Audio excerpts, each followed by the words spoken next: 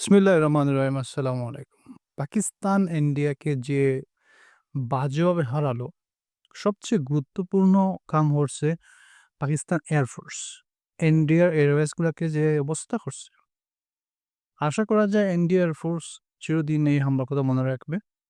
আর এইজন্যই তারা বলতেছে যুদ্ধ এখনো শেষ হয় নাই।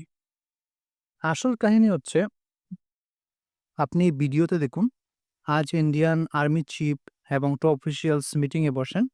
গতকাল রাতে যে কয়েক জায়গায় সিজফায়ার ভায়োলেশন হইছে পাকিস্তানের পক্ষ থেকে, সেগুলোর অবস্থা উনি এনালাইসিস করতেছে। আপনি সবকিছু ভুলে যান।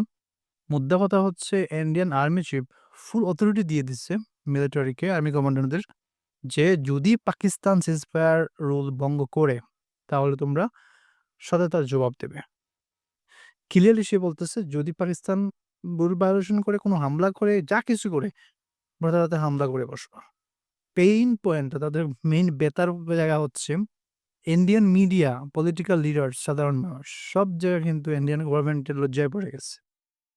যখন রিয়ালিটি সবার সামনে আসছে, সাধারণ মানুষ বুঝে গেছে কেন মোদি এই সিক্স ফায়ার রাজি হয়েছে অ্যাকচুয়ালি। এতদিন ইন্ডিয়ান মিডিয়া আসলে ফেক প্রোপাগান্ডা প্রচার করতেছিল ইন্ডিয়ার ভিতরে, এবং যার কারণে সাধারণ মানুষ বলতেছিল যে হ্যাঁ, আমরা তো অনেক কিছু করে ফেলছি, আমরা মেরে ফেলছি, এই সেই। যখন রিয়ালিটির চেক আসতেছে, যারা যারা মারছে সব সাধারণ মানুষ মরছে। শিশু মরছে, মহিলা মরছে, মসজিদ ধ্বংস করছে, হসপিটাল মরছে। এখানে তো জঙ্গি থাকে না।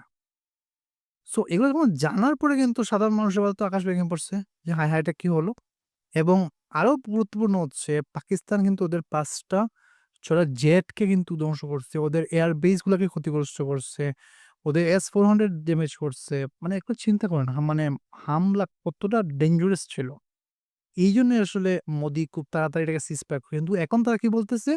যতটি দিচ্ছি, যদি হামলা করে দিও। এটার কারণ হচ্ছে ওরা লজ্জায় পড়ে গেছে। ওদের যে শরিক দল, তারাও কিন্তু বলতেছে, "কি হইছে আমাদের বলো তোমরা? কেন সিজফায়ার করলা তোমরা এক্সাক্টলি?"